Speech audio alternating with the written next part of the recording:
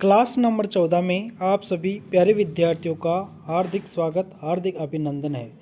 अपन ने जो 12 क्लासें हैं, 13 क्लासें हैं, उनको कंप्लीट कर लिया है। आज अपनी 14 नंबर की क्लास है, जिसको करने के बाद अपन 350 क्वेश्चनों को अपन कंप्लीट कर लेंगे। रेगुलर तरीके से जो ये सीरीज़ चल रही है, इसमें आपको हर एक क्वेश्चन को अच्छे से याद करना है, हर एक वीडियो को पूरा अच्छी तरीके से देखना है, समझना है, हर एक क्वेश्चन को याद कर लेना है, ताकि जब भी आप एग्ज़ाम हॉल में बैठो तो हर एक क्वेश्चन को अच्छे से कराओ, वहाँ पर आपकी कोई दिक्कत ना आए। ठीक है, तो रेगुलर तरीके से आप हर एक क्वेश्चन को अच्छे से देखें। क्वेश्चन नंबर पीडीएफ के अनुसार 26 नंबर जो कि है रीवाइंडिंग प्रक्रिया में यह क्रिया क्या है। यह क्लास तमाम सभी उन विद्यार्थियों के लिए है जिनके सेकेंड ईयर में इलेक्ट्रिशियन थ्योरी में बैक हैं। ठीक है, ऐसे स्टूडेंट जिनके इलेक्ट्रिशियन थ्योरी में अगर बैक हैं तो उन तमाम सभी विद्यार्थियों के लिए क्लास अति महत्वपूर्ण है, और यह सप्लीमेंट्री एग्ज़ाम के हिसाब से ही हमने इस क्लास को तैयार किया है। तो रेगुलर तरीके से आप इस क्लास को ज़रूर देख लें। देखिए, रिवाइंडिंग प्रक्रिया में यह क्रिया क्या है, यह क्रिया क्या है पूछा जा रहा है। तो देखिए, यह क्रिया जो यहाँ पर किया जा रहा है, ये क्या किया जा रहा है, तो ये जो होते हैं ना, ये मोटर होती है, उसके स्लोट है। मोटर के क्या है, ये स्लोट है। अब ये जो स्लोट है ना, तो इनके अंदर क्या होता है कि वाइंडिंग डालते हैं। वाइंडिंग के बाद में इसमें जो बांस की जो डंडियाँ आती है ना, उनको फंसाया जाता है। तो ये रिवाइंडिंग यानी कि इस वाइंडिंग को उखाड़ेगा। उखाड़ने के लिए क्या कर रहा है, उन डंडियों को हटा रहा है। तो जो लकड़ी की डंडियाँ, बांस की जो डंडियाँ हैं ना, उनको क्या कर रहा है, हटा रहा है। तो उन्हीं को क्या कहते हैं, बांस की डंडियों को वेजेज कहते हैं। तो वेजेस को हटाना, यहाँ पर डी ऑप्शन आपका कंप्लीटली सही आंसर हो जाएगा। नेक्स्ट क्वेश्चन आपके सामने है, कौन सा परिवर्तक उपकरण ओवरलोड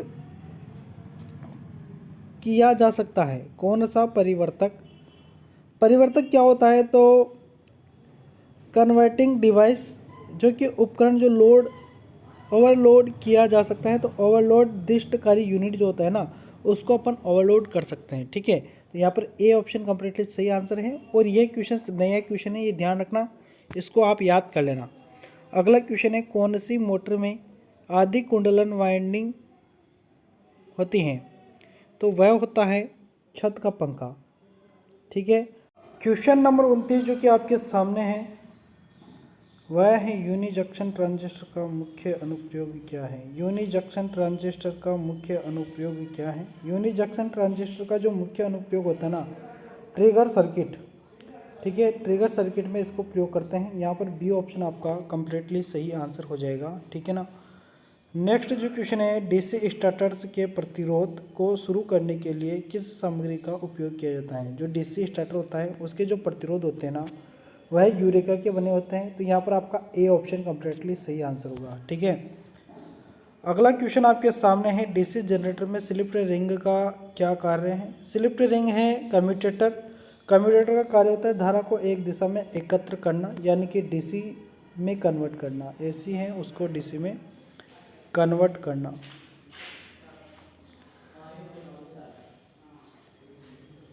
अगला जो क्वेश्चन है, एसिड ड्राइव के ब्लॉक आरेख एक्स के रूप में चिन्हित घटक का नाम क्या है।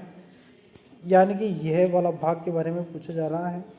देखिए, यहाँ पर ये एसी सप्लाई है, जिसको रेक्टिफायर लगाकर उसको डीसी में कन्वर्ट किया, वापस से डीसी के लिए इन्वर्टर लगाकर उसको वापस से एसी में कन्वर्ट किया। तो ये किस में चार्ज किया गया है, तो ये किया गया है बैटरी के अंदर। तो ये है बैटरी। ठीक है, यहाँ कहे तो डीसी बस, यहाँ पर बैटरी का ऐसा कोई नाम नहीं है ना, तो डीसी बस ही अपना कंप्लीटली सही आंसर होगा।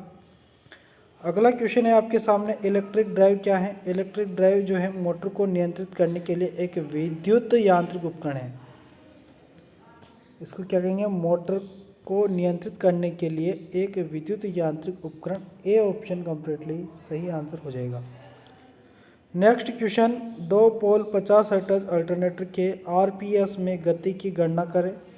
गति की गणना करनी है, काफ़ी बार सवाल बता दिया है, फिर से देख लीजिए, समझ लीजिए। यहाँ पर देखिए, आरपीएस में गति को याद करना है, यानी कि राउंड पर सेकंड में। ये जो फॉर्मूला होता है, ये मिनट में निकालता है, तो अपन पहले मिनट में ही निकालेंगे। तो देखिए, यहाँ पर जो फॉर्मूला है, एन बराबर 120 इंटू एफ बटा पी। ठीक है, तो अपन इसको हल करते हैं। 120 इंटू एफ अपने पास कितना है, फ्रीक्वेंसी कितना है 50 हर्ट्ज है, बटा पी कितना है 2 है तो 2 लिख देंगे। अब अपन को ज्ञात क्या करना है, यहाँ पर सेकेंड में ज्ञात करना है। सेकेंड में ज्ञात करना है तो अपन यहाँ से क्या करेंगे 60 से भाग देंगे, क्योंकि मिनट होता है ना तो डायरेक्टली आंसर आ जाता है, लेकिन सेकेंड में कन्वर्ट करना है तो 60 का भाग देना ही पड़ेगा। हल कर लो, 60 का इंटू करो 120 से तो 2 बार गया, 2 को 2 से काट दो, बचा क्या 50। यहाँ पर अपना सी ऑप्शन कम्प्लीटली सही आंसर। अगला क्वेश्चन जो कि है, क्यों एक डीसी जनरेटर के आर्मेचर कोर पटलित है, तो भंवर धारा हानि को कम करने के लिए। यहाँ पर ए ऑप्शन कम्प्लीटली सही आंसर होगा। नेक्स्ट क्वेश्चन, डीसी जनरेटर में किस प्रकार का वोल्टेज गतिशील रूप से प्रेरित होता है, तो यहाँ पर प्रत्यावर्ती वोल्टेज यानी कि अल्टरनेटिंग करंट वोल्टेज। अगला क्वेश्चन है, डीसी जनरेटर का सिद्धांत क्या है। डीसी जनरेटर जो है ना फैराडे के विद्युत चुंबकीय प्रेरण के सिद्धांत पर कार्य करता है। यहाँ पर भी बी ऑप्शन कम्प्लीटली आपका सही आंसर होगा। नेक्स्ट क्वेश्चन है, एसी कॉइल वाइंडिंग का नाम क्या है। एसी कॉइल वाइंडिंग का नाम पूछा है, वाइंडिंग को ध्यानपूर्वक देख लें। नाम है इसका पूरे कुंडलन वाइंडिंग, यानी कि यहाँ पर डी ऑप्शन आपका कम्प्लीटली सही आंसर हो जाएगा। अब आते हैं वर्कशॉप कैलकुलेशन के क्वेश्चन जो आया है वह नया क्वेश्चन है, जो आपने पहले अभी देखा नहीं होगा। लंबाई में परिवर्तन को किस संकेत से दर्शाया जाता है, तो लंबाई में परिवर्तन को अपन डी एल से दर्शाते हैं, यानी कि डिफरेंट एल यानी कि लेंथ है ना, तो इसको डी एल से दर्शाएंगे अपन, ध्यान रखना। अगला क्वेश्चन है, ये काफ़ी बार क्वेश्चन कर लिया है, तो यहाँ पर टोटल क्या आ जाएगा, ए ऑप्शन कम्प्लीटली सही आंसर होगा, मैंने काफ़ी बार बता दिया है। अगला क्वेश्चन से, मशीन इंजीनियर द्वारा निर्दिष्ट पुस्तिका क्या है, तो उसको क्या कहते हैं, मैंने काफ़ी बार इसको भी बता दिया, मार्क स्टैंडर्ड। क्योंकि वर्कशॉप कैलकुलेशन के जो क्वेश्चन है ना, घुमा फिरा के वही क्वेश्चन पूछे जा रहे हैं, घुमा फिरा के वही क्वेश्चन पूछे जा रहे हैं। तो आपको वर्कशॉप कैलकुलेशन में तो आप बेचिंतित रहे, अगर आपने ये तमाम सारी क्लासें देखी है रेगुलर तरीके से, तो वर्कशॉप कैलकुलेशन में आपको कोई फेल नहीं कर सकता, ये मैं आपको गारंटी के साथ कह सकता हूँ। अगला क्वेश्चन है किसी विशिष्ट कार्य या प्रक्रिया में विभिन्न मात्राओं और वे की गणना करने की विधि के लिए प्रयोग में ली जाने वाली शब्दावली क्या है, तो वह है आकलन, इसको अपन कहते हैं। डी ऑप्शन यहाँ पर कम्प्लीटली आपका सही आंसर होगा। अगला क्वेश्चन से, स्नेह का उद्देश्य क्या है। स्नेह का जो उद्देश्य है वह है घर्षण को कम करने के लिए, यहाँ पर ए ऑप्शन कम्प्लीटली सही आंसर होगा। ठीक है, अगला क्वेश्चन है जो कि है, लाभ कैसे व्यक्त होता है, तो परसेंट के द्वारा, मैंने काफ़ी बार आपको बताए ही हैं। अगला क्वेश्चन है जो कि है, फोटोडायोड को कौन सा है, फोटोडायोड कौन सा है, इंजीनियरिंग ड्राइंग का क्वेश्चन है। ये जो आपके सामने है ये टनल डायोड है, इसको क्या कहेंगे, टनल, ठीक है, और डायोड। ये कौन सा डायोड है, तो टनल डायोड है, ध्यान रखना। यहाँ पर ये कौन सा डायोड है, तो ये ही फोटोवोल्टेइक डायोड है। चाहे ये जो है ना इस तरीके के भी देखने को आपको मिल सकता है, कन्फ्यूजन नहीं होना है, इस तरीके का भी आपको देखने को मिल सकता है। ठीक है, ये जो तरंगे है ना ये इस डायोड के ऊपर पड़ेगी तो ये फोटो डायोड है। यह क्या है, तो ये तो किसी का ही नहीं है, तो जाने क्या है। ये वाला देखिए, ये जेनर डायोड है, ये वाला क्या है, जेनर डायोड, ठीक है ना। अगला क्वेश्चन है, गेट का नाम क्या है, ये कौन सा गेट है, तो ये और गेट है या एंड गेट है, तो यह एंड गेट है। कौन सा गेट है, एंड गेट। तो और गेट कैसा होता है, तो और गेट होता है इस तरीका का गेट, और गेट होता है, ठीक है ना। अगला क्वेश्चन आपका नोट गेट के बारे में भी बता दूं मैं, नोट गेट कैसा होता है, तो इस तरीके का नोट गेट होता है,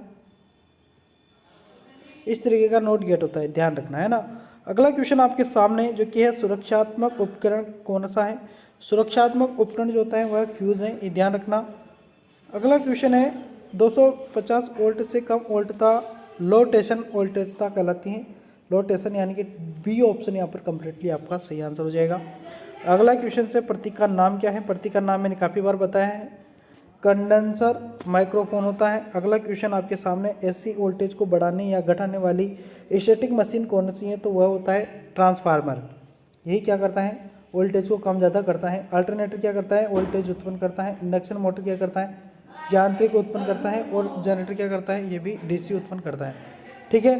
तो ये हो गए आपके क्वेश्चंस कंप्लीट, जो कि आज की क्लास में भी अपन ने 25 क्वेश्चंस किए हैं। कल वाली क्लास में फिर हाजिर होंगे और फिर 25 क्वेश्चन लेकर आएंगे। मिलेंगे नेक्स्ट क्लास में। वीडियो पसंद आया तो लाइक करना, चैनल पर नए हो पहली बार आए हो तो सब्सक्राइब अवश्य कर लेना। रेगुलर तरीके से क्लासेस चल रही हैं। मिलेंगे नेक्स्ट वीडियो में, तब तक के लिए धन्यवाद, शुक्रिया।